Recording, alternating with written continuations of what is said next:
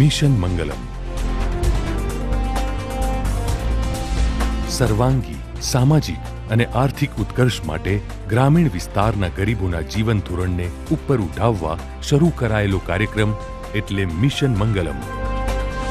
સ્વસંચય જૂથોના અંદાજે 25 લાખ ઉપરાંત સભ્યોને મિશન મંગલમ પ્રોજેક્ટ હેઠળ આવરી લેવાશે.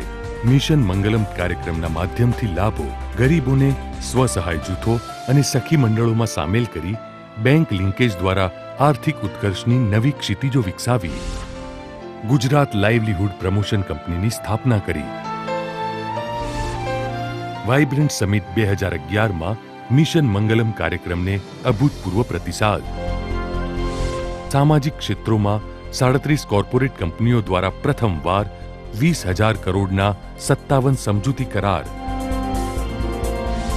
મિશન મંગલમ અંતર્ગત કરાયેલા સમજૂતી કરારોથી આવનારા 3 થી 5 વર્ષમાં 15 લાખ રોજગારીની તકો ઊભી થશે. ત્રીજા વિશ્વના દેશો માટે ગુજરાતનું મિશન મંગલમ મોડેલ બની રહેશે. મિશન મંગલમ યોજના દ્વારા ગ્રામ નારી સશક્તિકરણ, સખી મંડળોને રૂપિયા 5,000 કરોડની પ્રવૃત્તિનો કારોબાર સોંપાશે. મિશન મંગલમ.